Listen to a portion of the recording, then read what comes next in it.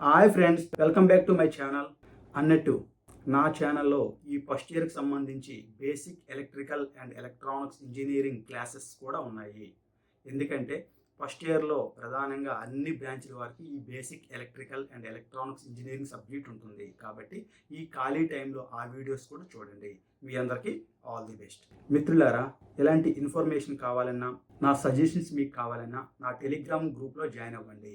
మీకు ఇంజనీరింగ్ ఎడ్యుకేషన్కి స్టార్టింగ్ నుంచి ఎండింగ్ వరకు మీకు ఏ డౌట్స్ ఉన్నా నా టెలిగ్రామ్ గ్రూప్లో పోస్ట్ చేయండి. డెఫినెట్గా నాకు తెలిసినంత మేరకు నేనైతే రిప్లై ఇస్తాను. మిత్రులారా, చాలా మందికి ఫస్ట్ ఫేజ్ సీట్ అలాట్మెంట్లో మీకు నచ్చిన కాలేజ్ కానీ మీరు కోరుకున్న బ్రాంచ్ కానీ రాలేదు. అదే విషయాన్ని కామెంట్ బాక్స్లో చాలా మంది తెలుపుతున్నారు. ఏది ఏమైనా కానీ ఒకవేళ మీరు సెకండ్ ఫేజ్ కౌన్సిలింగ్ వెళ్ళాలనుకుంటే ఆ సెకండ్ ఫేజ్ కౌన్సిలింగ్ వచ్చేసి సుమారుగా ఈ నెల ఆఖరిలో రిలీజ్ అయ్యే ఛాన్సెస్ అయితే ఉన్నాయి. అయితే చాలా మందికి డౌట్ ఏంటంటే, మరి నాకు ఫస్ట్ ఫేజ్లో వచ్చిన కాలేజు బ్రాంచ్ నచ్చలేదు కదా, జూలై ఆఖరి వరకు నేను వెయిట్ చేస్తే ఈలోపు క్లాస్ వర్క్ మిస్ అవుతాను కదా. Already class work July 19th నుంచి స్టార్ట్ చేశారని నోటిఫికేషన్లో చాలా క్లియర్గా మెన్షన్ చేశారు కదా.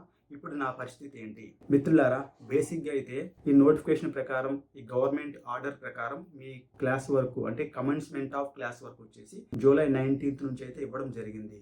అయితే ఈ ఫస్ట్ ఫేజ్ సీట్ అలాట్మెంట్లో చాలా తక్కువ మందే జాయిన్ అవుతారు. ఎందుకంటే చాలా తక్కువ మందికే వాళ్ళు అనుకున్న కాలేజ్ కానీ వాళ్ళు కోరుకున్న బ్రాంచ్ వచ్చే అవకాశాలు ఉంటాయి. కాబట్టి అలాంటి వాళ్ళు జాయిన్ అవుతారు. వాళ్ళు రెగ్యులర్గా క్లాసులకి అటెండ్ అవుతుంటారు. ఈ మిగతా వాళ్ళందరూ సెకండ్ ఫేజ్ కౌన్సిలింగ్ కోసం వెయిట్ చేస్తూ ఉంటారు. అలాంటి వాళ్ళు ఈ క్లాస్ వరకు కొంచెం దూరంగానే ఉంటారు. కాబట్టి ఏదైనా ఒక కాలేజీలో తీసుకుంటే ఈ ఫస్ట్ ఫేజ్ సీట్ అలాట్మెంట్ ఈ రిపోర్టింగ్ టైంకి వచ్చేసరికి క్లాస్లో ఒక 100 మంది ఉంటే కేవలం 25 నుంచి 30 మంది మాత్రమే జాయిన్ అయ్యి ఉంటారు. ఆ 20 నుంచి 35 మందికి ఎక్కడా క్లాస్ వర్క్ అనేది స్టార్ట్ చేయరు.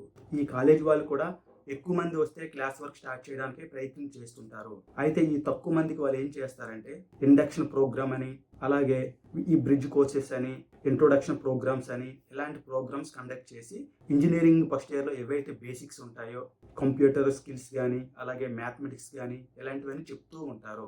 ఆ విధంగా క్లాస్ వర్క్ని మేనేజ్ చేస్తూ ఉంటారు. చాలా కాలేజీల్లో సెకండ్ ఫేజ్ కౌన్సిలింగ్ వరకు ఈ క్లాస్ వర్క్ అనేది సీరియస్గా జరగదు. ఎందుకంటే ఈ ఫస్ట్ ఫేజ్లో చాలా తక్కువ మంది ఉంటారు కాబట్టి ఏదో క్లాస్ వర్క్ మేనేజ్ చేయాలి కాబట్టి అలా చెప్పుకుంటూ వెళ్తుంటారే తప్ప ఈ క్లాస్ వర్క్ అనేది సెకండ్ ఫేజ్ కౌన్సిలింగ్ అయిన తర్వాత చాలా సీరియస్గా జరుగుతుంది. ఏది ఏమైనా కానీ ఈ కొన్ని రోజులు కూడా మీరు క్లాస్ వర్క్ మిస్ కాకుండా ఉండాలంటే ఖచ్చితంగా మీకు వచ్చిన కాలేజ్కి వెళ్ళి రిపోర్ట్ చేసి మీరు క్లాస్ వర్క్కి అటెండ్ అవ్వచ్చు. ఎవరు అబ్జెక్షన్ అయితే పెట్టరు. మీరు సెకండ్ ఫేజ్ కౌన్సిలింగ్ వెళ్ళాలన్నా వెళ్ళకూడదన్నా అది మీ ఇష్టం. వన్స్ రిపోర్ట్ చేసిన తర్వాత ఈ ఇంట్రొడక్షన్ క్లాసులు కానీ, ఈ ఇండక్షన్ ప్రోగ్రామ్ కానీ, ఈ బ్రిడ్జ్ కోర్సెస్ కానీ వినాలనుకుంటే మీరు హ్యాపీగా వినవచ్చు. మిమ్మల్ని ఎవరు అబ్జెక్షన్ పెట్టరు. ఈ క్లాసులు వింటూనే సెకండ్ ఫేజ్ నోటిఫికేషన్ వస్తే మీరు హ్యాపీగా సెకండ్ ఫేజ్ కౌన్సిలింగ్కి వెళ్ళొచ్చు. అక్కడ ఎటువంటి ప్రాబ్లమే లేదు. ఒకవేళ సెకండ్ ఫేజ్లో మీకు ఇంకెక్కడైనా సీట్ అలాట్ అయితే మీరు ఆ కాలేజీకి జాయిన్ అయిపోవచ్చు. ఈ కాలేజీ వాళ్ళు మీకు ఎటువంటి అబ్జెక్షన్ కూడా పెట్టరు. ఎందుకంటే ఫస్ట్ ఫేజ్లో వచ్చిన seat allotment is not a final. అది ఫైనల్ ఫేజ్ అసలే కాదు. నచ్చితే జాయిన్ అవ్వండి, లేకపోతే సెకండ్ ఫేజ్ కౌన్సిలింగ్కి వెయిట్ చేయండి. ఫైనల్ ఫేజ్ సీట్ అలాట్మెంట్ వరకు మీకు ఎటువంటి ప్రాబ్లము లేదు. ఏది ఏమైనా కానీ ఫైనల్గా మీ అందరికి నేను ఇచ్చే సలహా ఏంటంటే, ఫ్రెండ్స్, మీకు వచ్చిన కాలేజీ, మీకు వచ్చిన బ్రాంచ్ మీకు నచ్చినా నచ్చకపోయినా కాలేజ్కి వెళ్ళి రిపోర్ట్ చేయండి. నచ్చితే జాయిన్ అయిపోండి, లేకపోతే సెకండ్ ఫేజ్కి వెయిట్ చేయండి.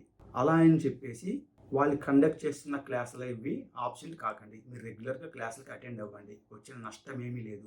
కనీసం ఈ హాలిడేస్లో బేసిక్స్ అయినా నేర్చుకుంటారు.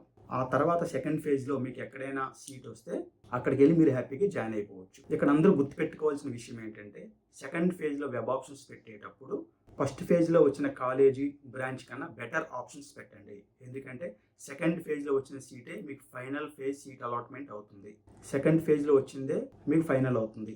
వన్స్ సెకండ్ ఫేజ్లో మీకు సీట్ అలాట్ అయితే ఫస్ట్ ఫేజ్లో వచ్చింది ఆటోమేటిక్గా క్యాన్సిల్ అవుతుంది. కాబట్టి సెకండ్ ఫేజ్లో ఫస్ట్ ఫేజ్లో వచ్చిన దానికన్నా బెటర్ కాలేజీలో పెట్టండి. పొరపాటున సెకండ్ ఫేజ్లో చిన్న కాలేజీలు పెట్టేశారనుకోండి, ఫస్ట్ ఫేజ్లో ఒకవేళ బెస్ట్ అనుకుంటే మీరు బెస్ట్ కాలేజ్ కోల్పోతారు. కాబట్టి ఈ ఒక్క విషయంలో కొంచెం జాగ్రత్తగా ఉండండి.